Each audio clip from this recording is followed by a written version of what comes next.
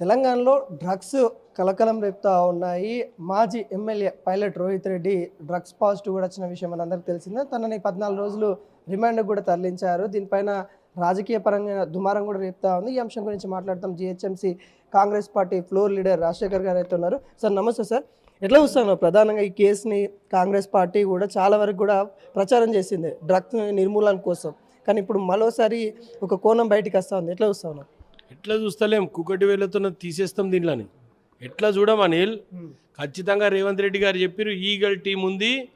నీకు తెలుసు కదా గద్ద ఎట్లా చూస్తుంది పైనుంచి, ఎన్నో కిలోమీటర్ల దూరం పైన ఉన్నా కింద పెట్ట కనబడుతుంది గద్దకి.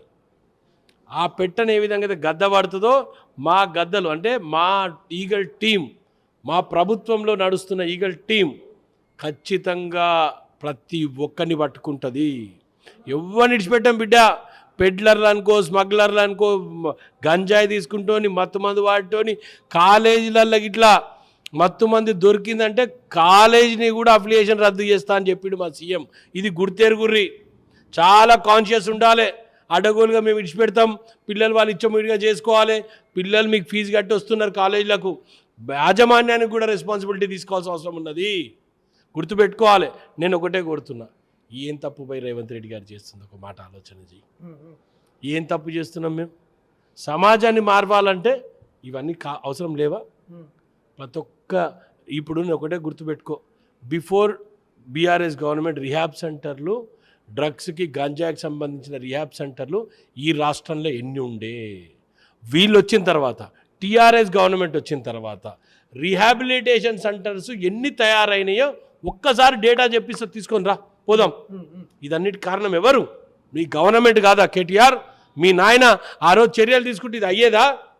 ఈరోజు స్వయంగా ఒక ఎమ్మెల్యే పోయి, ఒక ఎక్స్ ఎమ్మెల్యే పట్టుడు పోయింది. ఇంకా నీకు ఆయనను ఎట్లా కాపాడుతున్నావు? ఎందుకు ఆయన మీద నువ్వు యాక్షన్ తీసుకోవట్లేదు? ఎందుకు కేసీఆర్ గారు స్పందించరు? లీడర్ ఆఫ్ అపోజిషన్గా ఈరోజు వచ్చి అదే లీడర్ ఆఫ్ ఆ హౌస్లో చెప్పి ఎస్ పలానోడు తప్పు చేసినాడు, మేము ఖచ్చితంగా వాడిని మా పార్టీలోకి వెళ్ళి డిస్మిస్ చేస్తున్నామని ఎందుకు చెప్పలేకపోతున్నారు? కవితకు ఒక న్యాయం ఎందుకు? రోహిత్ రెడ్డికి ఎందుకు న్యాయము? కవిత నిజాలు మాట్లాడుతున్నందుకు కవితను పార్టీలోకి వెళ్ళి తీసేస్తుంది. ఈరోజు రోహిత్ రెడ్డి ఇంత పట్టుబడ్డాడే, రెడ్ హ్యాండెడ్గా పట్టుబడే కదా. మరి ఎందుకు యాక్షన్ తీసుకోవట్లేదు మీరు? ఇదేం కథ? అంటే ఏదైతే లీగల్ టీం గురించి మీరు ఇందాక ఏదైతే చెప్తున్నారో, ఏదైతే ఈ గట్ కేసెస్ సంబంధించినా కూడా అక్కడ పెద్ద డ్రగ్స్ కూడా దొరికింది. మహారాష్ట్ర పోలీసు వాళ్ళు వస్తే కానీ తెలంగాణ ఎక్కడున్న పోలీసు వాళ్ళు నిద్ర లేవలేదు. అలాంటి టీం పనిచేస్తూ ఉంది తెలంగాణ అనే విధంగా విమర్శలు వస్తూ ఉన్నాయి. ఇప్పుడు ఎట్లా వస్తుంది? మహారాష్ట్ర టీం పనిచేస్తుంది, మేము కాదంటలేము. ఎక్కడ మూలాలున్నా కాంగ్రెస్ ప్రభుత్వం ఏదైతే ఈగల్ టీం ఉందో ఖచ్చితంగా వాళ్ళని పట్టుకుంటుంది. వీళ్ళ సహకారం లేకుండా వాళ్ళు పట్టుకున్నారు అనేది అవాస్తవం. ఏదో జస్ట్ మీడియాలో ఆ రోజు సృష్టించినారు. కానీ ఖచ్చితంగా స్టేట్ గవర్నమెంట్ సంబంధించిన ఈగల్ టీం ఇచ్చిన ఇన్ఫర్మేషన్ బేస్ చేసుకొని గత కొన్ని రోజులుగా వాళ్ళు నిఘా పెట్టిండొచ్చు కాక. ఆ ఫ్యాక్టరీ కూడా మీ ఆయంలో వెలిసింది కదా అయ్యా. ఆ ఫ్యాక్టరీ ఎవరి ఆయంలో వచ్చింది? మేము గిట్లా పర్మిషన్ ఇస్తామే ఇట్లా ఫ్యాక్టరీకి? స్వయంగా మీ గవర్నమెంట్లు ఇచ్చిన ఫ్యాక్టరీనే కదా అది కూడా.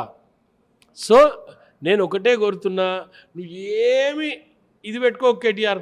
ఖచ్చితంగా ఈ రాష్ట్రంలో డ్రగ్ను నిర్మూలన చేయడానికి ముందుకు రమ్మని కోరుతున్నాను నేను.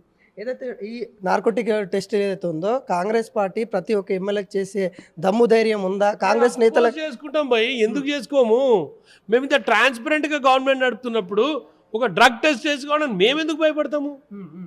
మేము గవర్నమెంట్లో ఉన్నాము, మాకు పారదర్శకత ఉంది, కనీసం పబ్లిక్కి చెప్పాల్సిన ధైర్యంగా మేము ఉన్నాము. మేము ఎందుకు చెప్పమనుకుంటున్నాం అనిల్?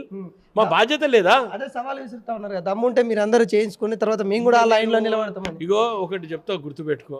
ఇప్పుడు నేను ఒకటే గుర్తుపెట్టుకో, నేను ఇవన్నీ కూడా ఎవిడెన్సెస్ పెడుతున్నా. దీంట్లో టీఆర్ఎస్ నాయకులు తప్ప మీరు ఏ ఒక్కరన్నా కాంగ్రెస్ నాయకులు దొరికినట్టు కనపడ్డదా ఎక్కడన్నా? ఇక చూడు, నాకు ఇంకొక డౌట్ ఉంది బ్రదర్, నువ్వు గుర్తుపెట్టుకో. ఈయన ఎవరు బ్రదర్? రాజ్ పాకాల ఎవరు? ఈయన మన కేటీఆర్ చుట్టమే కదా, మంద్య. అప్పట్లో రేవంత్ రెడ్డి గారు వైట్ ఛాలెంజ్ వదిలిండ్రు. ఎందుకు రాకపోతేవి చూసినావా? ఇప్పుడు భయమైంది కాబట్టి, నేను నిజ నిర్ధారణ చేసుకోవాలి కాబట్టి 2.5 సంవత్సరాల తర్వాత ఈరోజు బయటకు వచ్చి నేను క్లియర్ ఉన్నా అని నువ్వు బయటకు వస్తున్నావే. ఇది ఎవరి ఘనత? రేవంత్ రెడ్డి గారు చేసిన ఛాలెంజ్ ఇన్ని రోజులకు అంటే ఇప్పటి వరకు నా శరీరంలోకి వెళ్ళి ఒకవేళ ఆయన తీసుకుని ఉంటే ఐఎమ్ నాట్ షూర్, ఒకవేళ ఆయన తీసుకుని ఉంటే ఈ 2.5 సంవత్సరాలలో అది వెళ్ళిపోతుందేమో అనే దాంతో అంత ధైర్యంగా ఈరోజు బయటికి వస్తున్నాడు.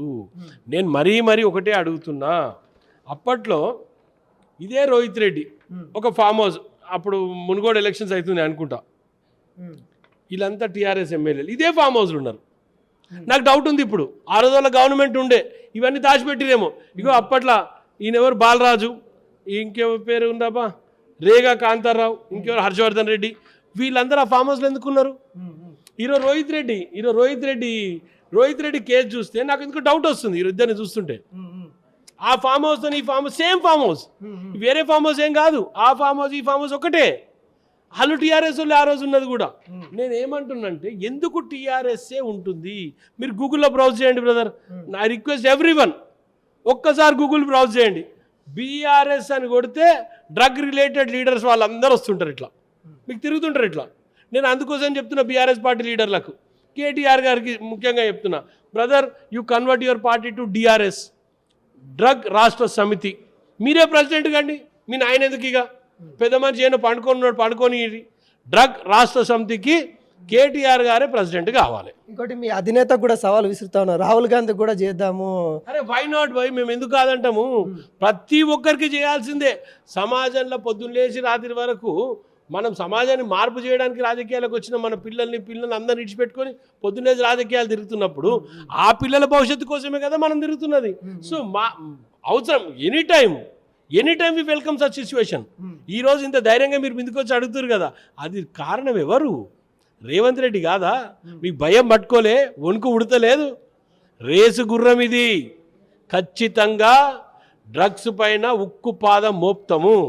ఇంకొక విషయం ఏంటంటే టీడీపీ సంబంధించిన ఎంపీ వాళ్ళు కూడా ఉన్నారు, వాళ్ళని కాపాడే ప్రయత్నం కాంగ్రెస్ చేస్తుందని ఒక ఆరోపణ వస్తుంది, నిజమేంటారా? కాపాడంటే ఎత్తుకొని తిరిగినామా ఎట్లా ఆయనని? మేము ఆయన ఎక్కడ తీసుకుపోయినామా ఏంది? ఆయన కూడా కేసులు ఉన్నాడు, ఆయన కూడా బెయిల్ తెచ్చుకున్నాడు, ఆయనకు కూడా టెస్ట్ పాజిటివ్ వచ్చింది, ఆయన కూడా కేసు ఉంది. చంద్రబాబు నాయుడు గారు ఆయన కూడా విచారణ చేయాలి, ఆయన క్లారిఫికేషన్ ఇవ్వాలి, ఆయన ముఖం చెల్తలేదని చెప్తూనే ఉన్నారు. ఇంకేం కావాలి?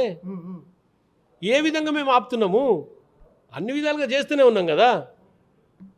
సో అనిల్, నేను ఒకటే చెప్తున్నా మరొకసారి, ఎవ్వరు బ్లైండ్గా ఆలోచన చేయకండి. ఖచ్చితంగా రేవంత్ రెడ్డి గారి నాయకత్వంలో డ్రగ్స్ నిర్మూలించే ప్రయత్నం చేస్తాం.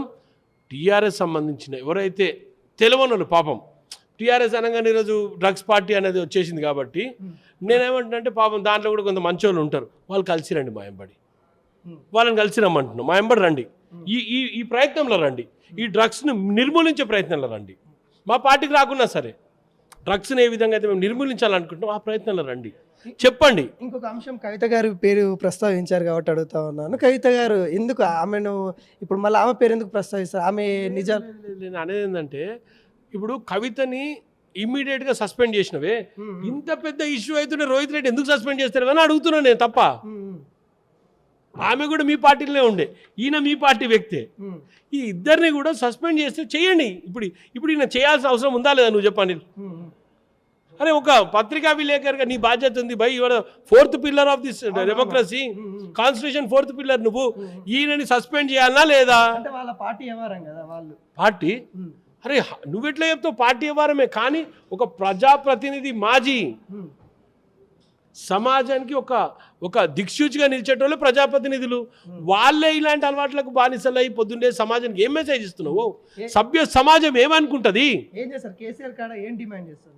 నేను రిక్వెస్ట్ చేస్తున్నా, కేసీఆర్ దొరగారు, నా పేరు రాజశేఖర్ రెడ్డి, నేను జిహెచ్ఎంసీ ఫ్లోర్ లీడర్ని, ఎల్బీనగర్ ప్రాంతం సంబంధించినోడిని, అదేవిధంగా టీపీసీసీ అధికార ప్రతినిధిని.